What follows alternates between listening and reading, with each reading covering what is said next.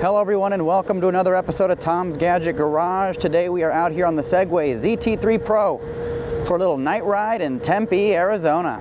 Now over the last several weeks I've published multiple videos on this scooter, first one being an unboxing and overview. We then did a first impressions ride and then followed that up with a range test, which gave us some pretty surprising results. Now of course today we are doing our night ride, and then probably this coming weekend we'll take this thing out on a hill climb test. I'm still debating whether it's going to be our endurance hill climb test up South Mountain or if it's going to be an extreme hill climb test up a 23% grade.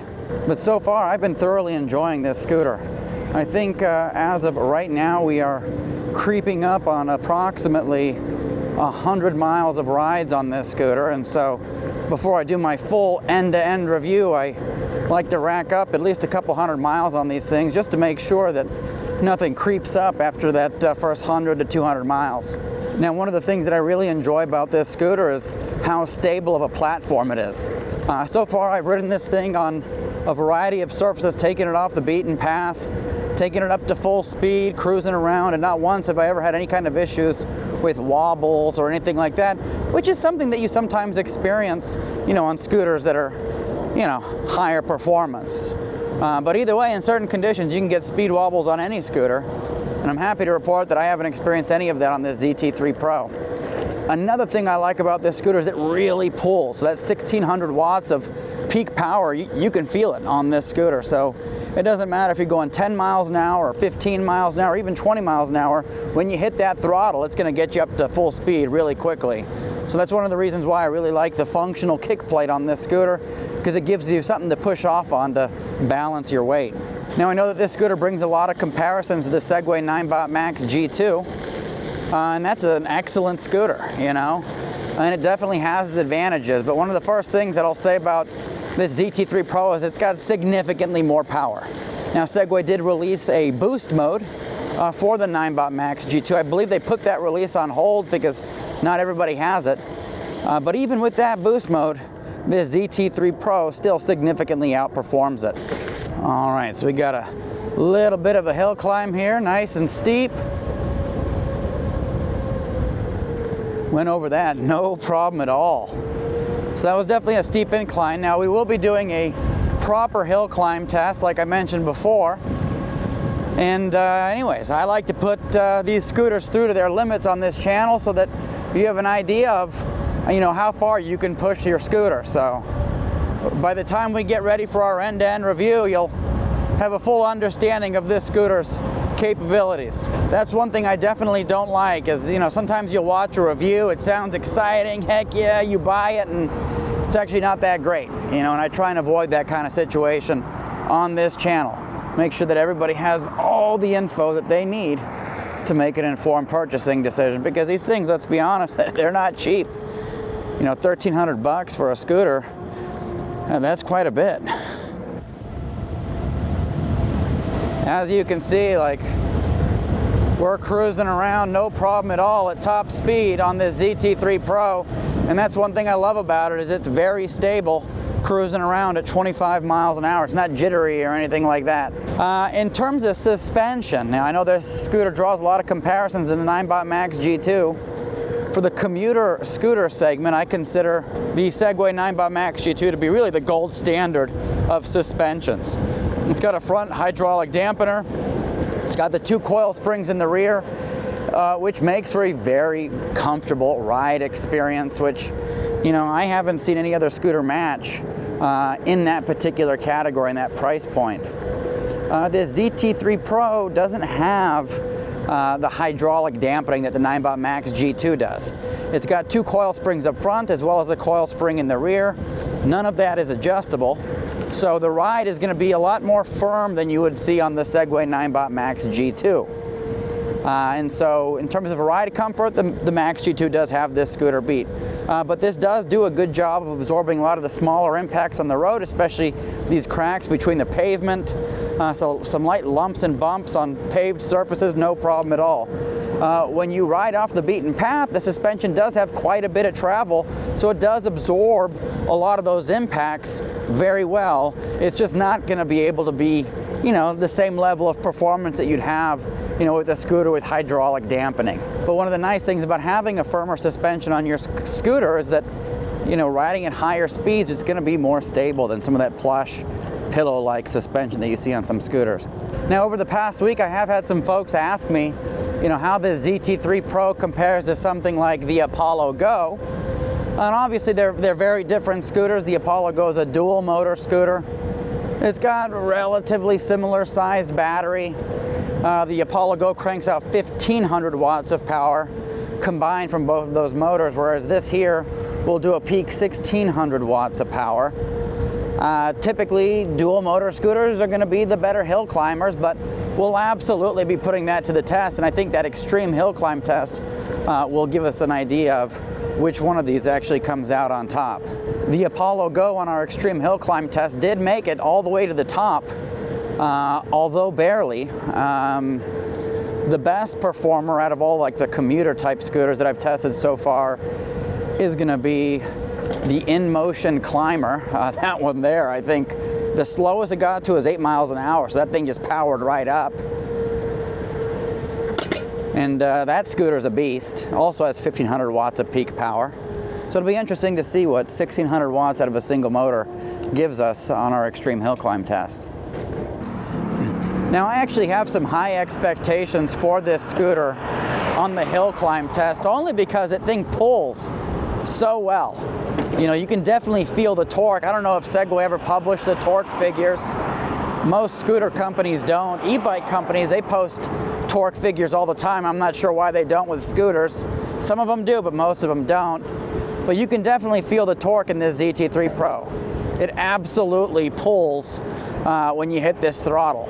So looking at this scooter, you know, I've seen a lot of comments online, forums, you know, on the different videos that I've published, of people looking at like how much value are you actually getting out of a scooter like this? Because, you know, to be honest, like $1,300, you can get a scooter that's significantly faster. You could also get a scooter that gets significantly more range, has a bigger battery on board.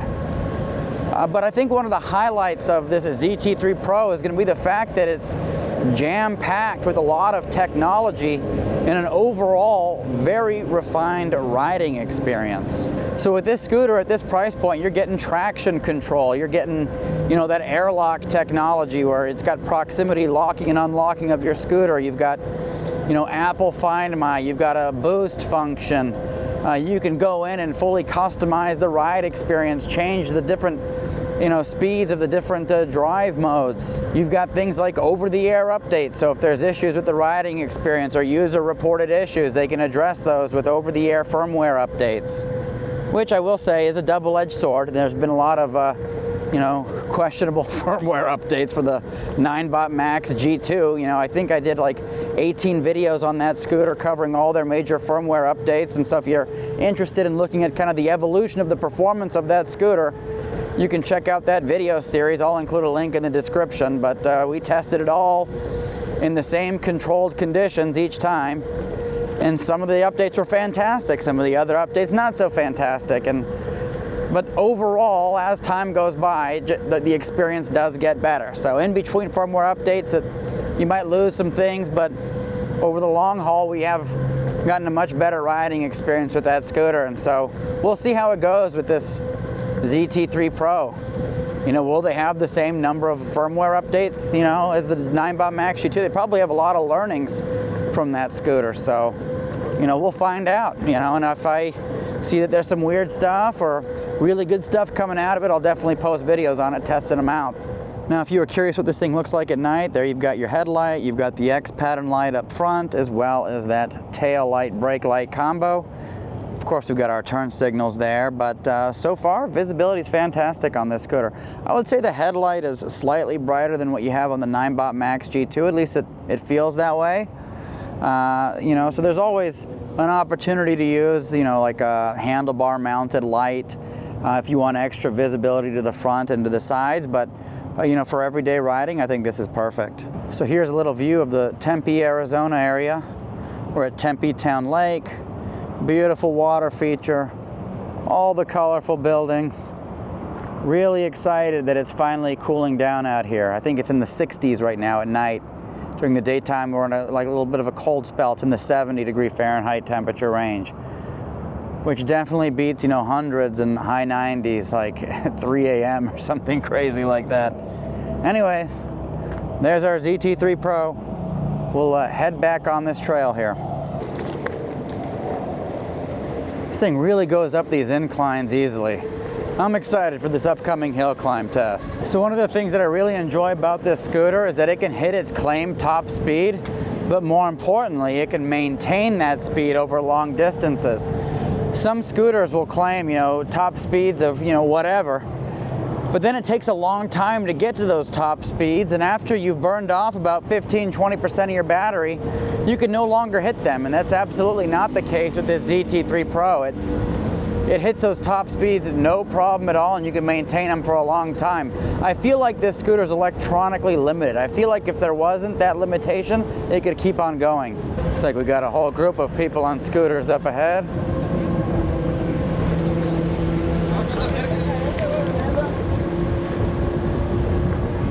I always say that Tempe is like Scooter Town, USA, because they've got these rental scooters all over the place, but sometimes you can see people cruising around on really awesome scooters. You know, last time I was out here, I saw quite a few folks riding around on high-performance electric scooters, so this is definitely the city for personal electric vehicles, that's for sure. Here's a little connection to another parking area. I wonder if the bridge is open. All right, we'll head back down. Nice view of the city there. We'll see if this bridge up ahead is open. Last time they had an event and it was all closed down, so we couldn't go across. Let's see, how do we get up there? Let's try going around this way. There we go. We'll carry this scooter up the stairs, it looks like. 66 pounds. Here we go. So, can you carry this scooter upstairs? Of course you can, but it is heavy, I'll tell you that. A lot of good grip points though, so that's definitely a plus. It's not like super awkward to carry. All right, we made it up. All right.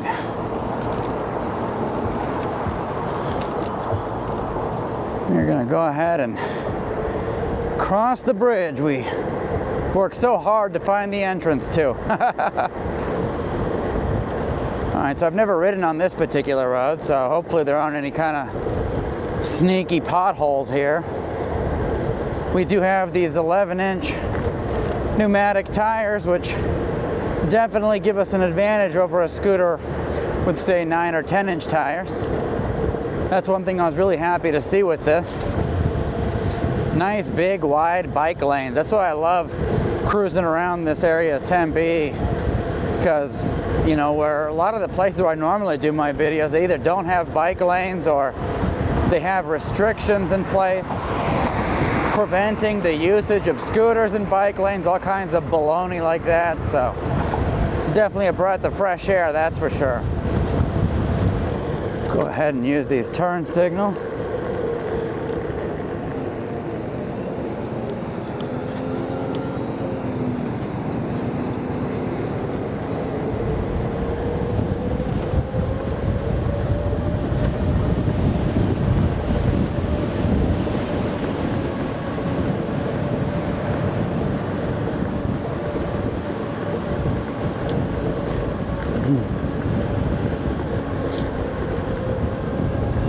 All right, looks like this merges.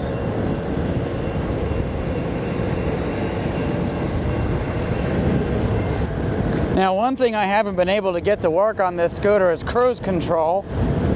I'm pushing the button and nothing happens. If anybody else has had any luck with cruise control, please let me know, because for the life of me, I can't get this thing to activate. I can get it to activate on like when I got all the wheels lifted in the air, when I have it on a stand, but other than that, actually riding it, no can do. Let's see, I'll put this in drive mode, try and enable cruise control. Nothing. Cruise control isn't working. So if anybody else is having the same issue, please let me know in the comments section below. Their latest firmware update mentioned something about fixing cruise control, but you know, double click, hold for 2 seconds, whatever, nothing seems to work. So hopefully they can figure it out, or maybe it's just an issue with mine, I'm not sure. More folks on scooters cruising around.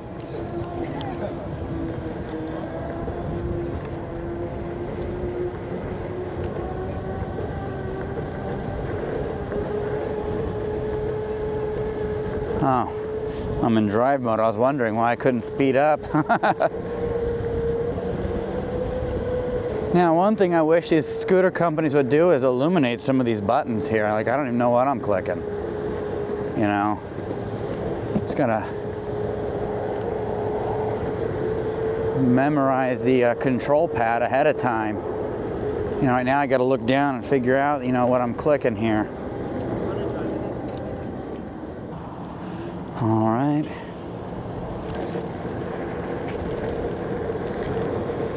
Here we go. Nighttime, we don't have too much traffic here, so that's awesome. Cruise around in peace.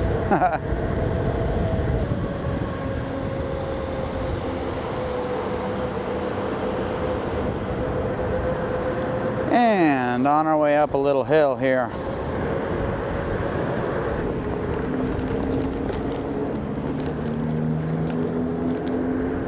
Over the train tracks, no problem. And back to the parking garage. We'll get our turn signals going there. Those work fantastic.